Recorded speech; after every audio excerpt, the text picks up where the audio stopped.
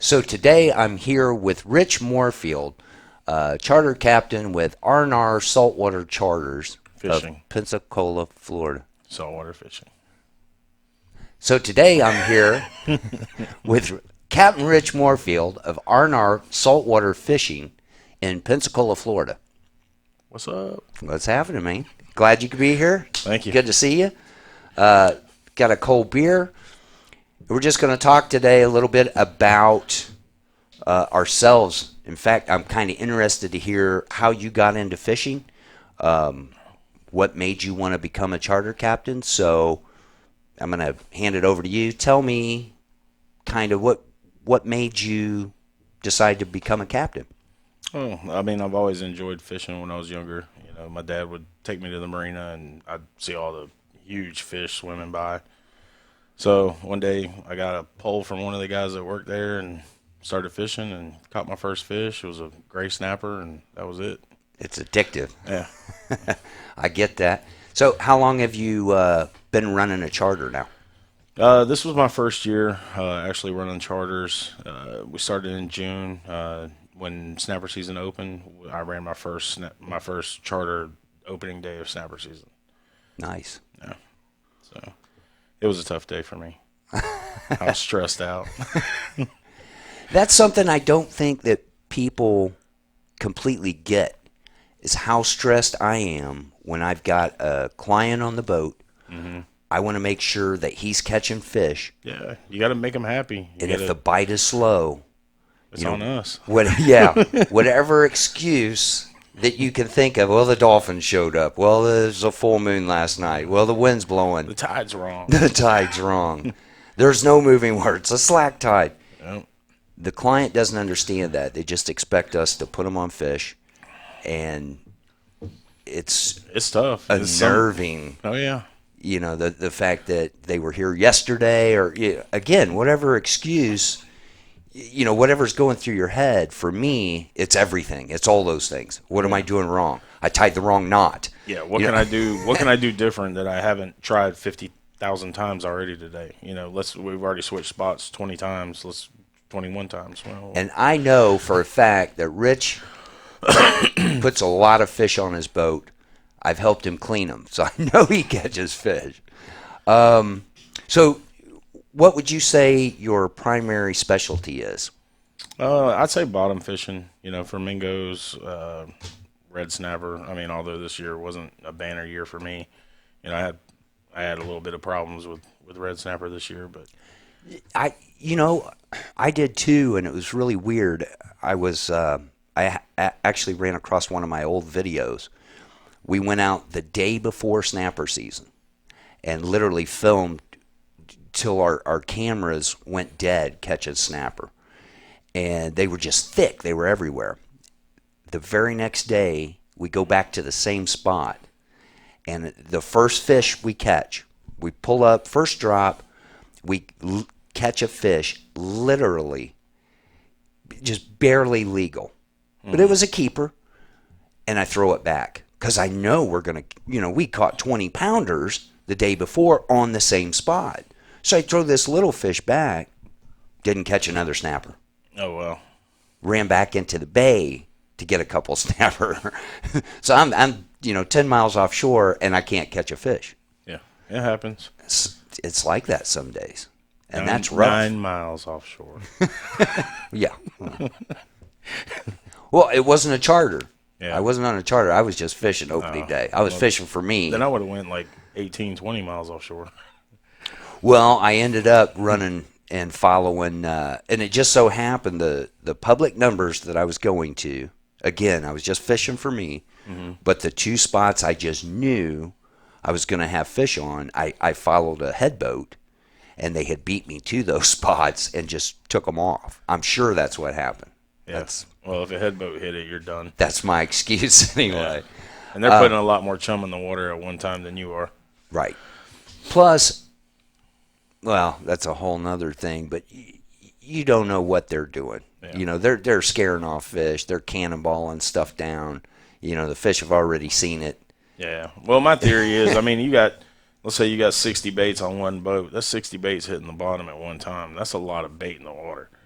And then when you get on one of our boats, a 6-pack charter, you got, three to six baits on the water at the same Right. time. And it's not as much scent in the water. So the fishing is going to be somewhat slower than it would be on a head boat, something that size anyway. Or at least I believe that.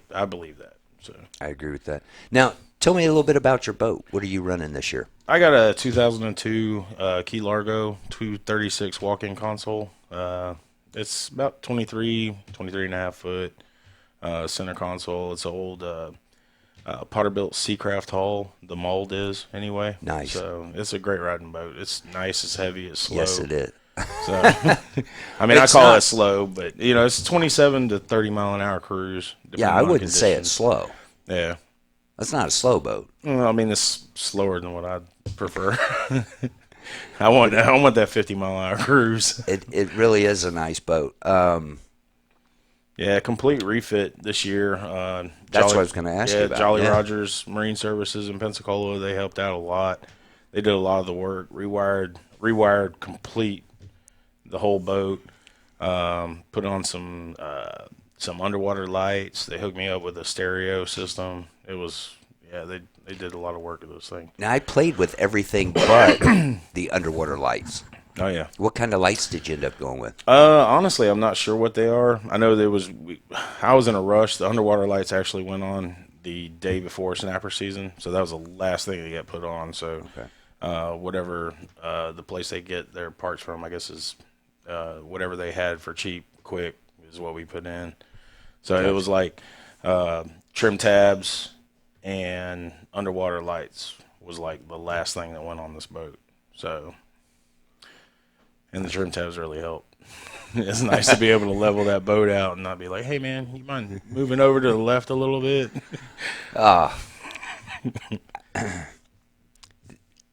There's something about when you get people who aren't salty, non-boaters, on your boat, and they see a dolphin, and they all want to run to one side. So you adjust your trim tab. Oh, yeah. No sooner than they get there, now the dolphin's on the other side. You're like adjusting the trim. The boat's doing this the whole guys, time. Yeah. That's when I just back it off, and I'm just like, all right, let's do circles around the dolphins. Obviously you see the dolphin. Yeah, let's just have some fun with the dolphins. It's your fishing time. You can spend it however you like. I'm totally okay with that. Yep. And when the bite is slow, that's an awesome saving grace right there. Oh, yeah. If you can let them stare at a dolphin for 30 minutes, helps me out sometimes. Or chase a pot of rays and let them look at it. Yeah, they're always fascinated with that. Yeah. And it is neat to see it. I think that's one of the reasons, well, two main reasons I got my charter captain's license. One, I really enjoy teaching people to fish. Yep. And I have so much fun when I go out, even on a slow day. I still have a blast, and I wanted to be able to share that experience with people who generally don't get the opportunity to be out on the water and see the things that you get to see every day as a full-time captain.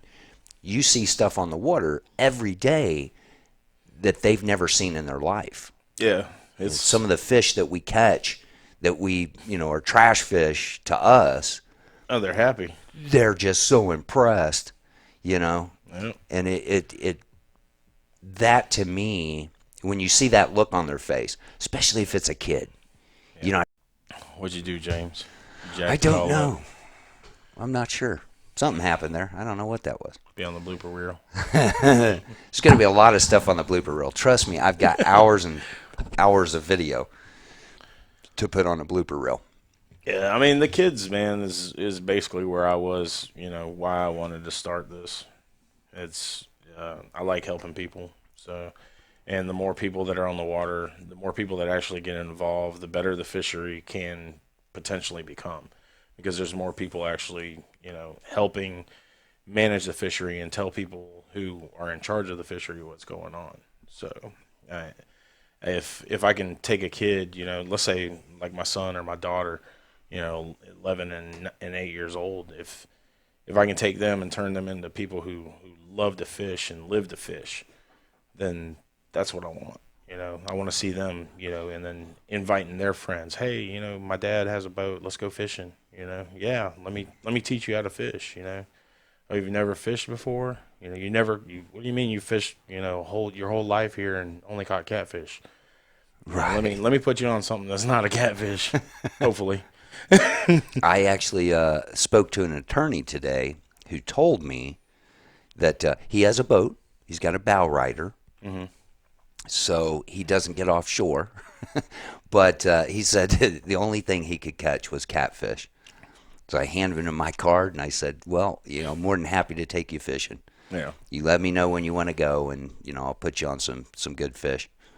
I mean, you'd be surprised the locals here that you know have been fishing here their whole lives and are like stuck on redfish, trout, catfish. You know, they haven't caught the amount of species that we actually have here.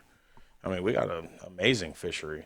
Absolutely. It's one of the best fisheries in Florida, especially Pensacola Bay. We have so many fish that you can catch in Pensacola Bay that it's mind-boggling. You know, I never realized when I was growing up how many fish we could actually catch, how many different species, and I love it. I love it here. It's Me too. To us, and that's the reason we moved to Pensacola, was we kept coming here on vacation, and we kept meeting people from all over the country that moved here. mm-hmm. Very few people we met were actual Floridians that were born and raised in at least northern Florida. But the city of Pensacola is extremely diverse. There's so much going on, and the fishery was amazing. And the first few times I came down and brought my boat from St. Louis, Missouri, and hauled my boat 12 hours, all the way down. We went to, we put in at Little Sabine, drove over to Bob Sykes Bridge, and caught a limit of fish. Oh wow! In fact, the first day we came down happened to be a Sunday, and they had extended the snapper season.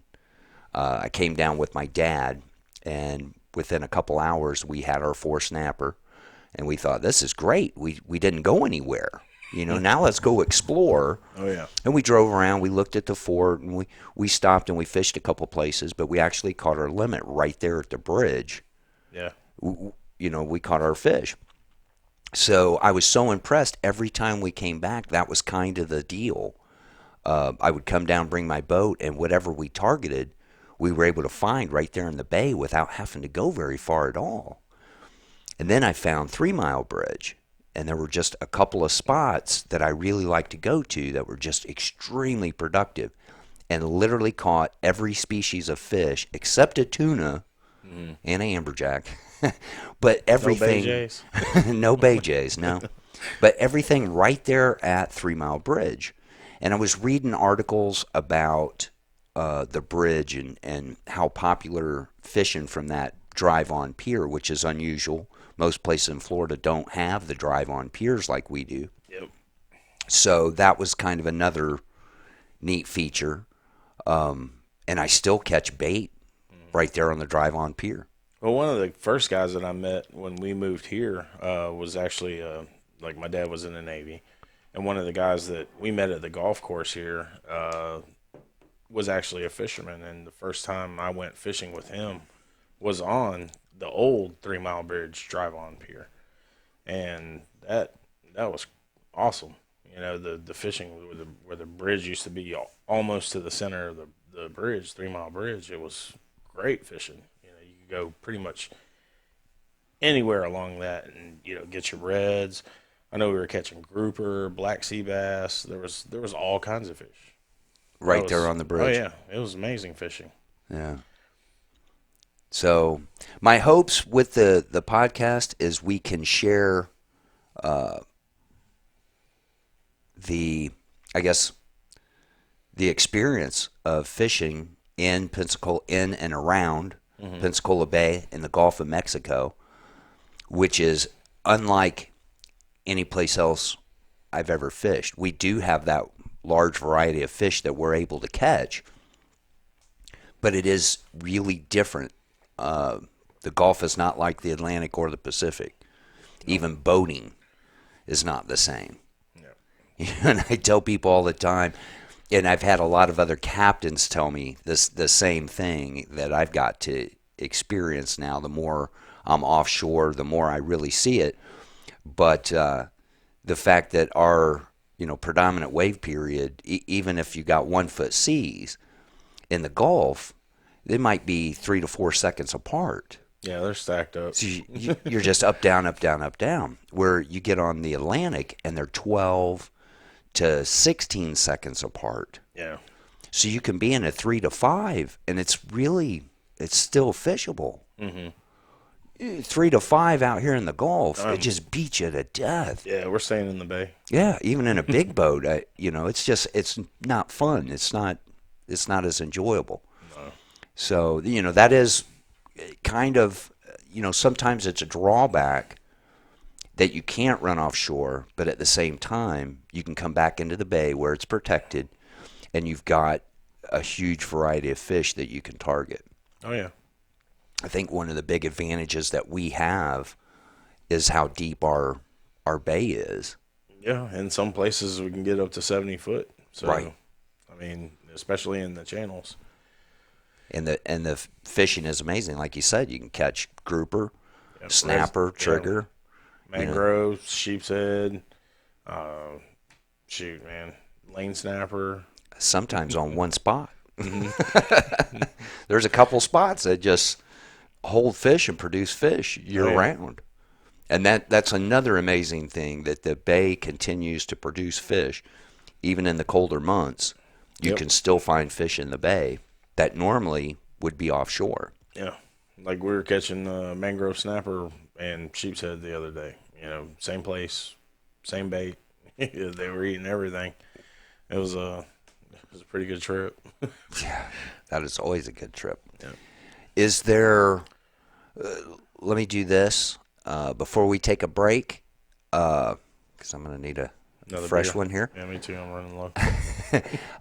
Is there, if people want to get a hold of you, if people want to get a hold of R R Saltwater Fishing in Pensacola, Florida, is there a number or a best way to contact you? Yeah, so my phone number is 850-889-6589, or you can reach my manager at 850-625-0125, and website is randrsaltwater.com.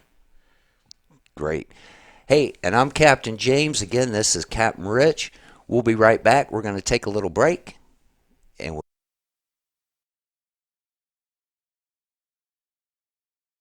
again, my name's Captain James with A Latte Fun Fishing.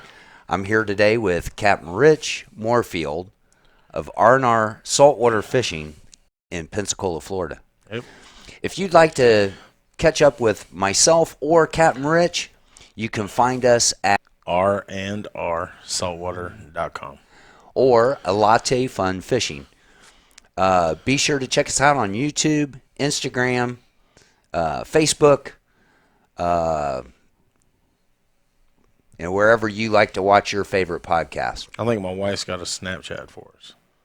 We There you never go. use And it. we got a Snapchat. How about that? Yep. All right. So until next time, I've been Captain James here with Captain Richard. and we'll see you in the next video. All right, so this is our maiden voyage, so to speak. This is a test run of our upcoming podcast.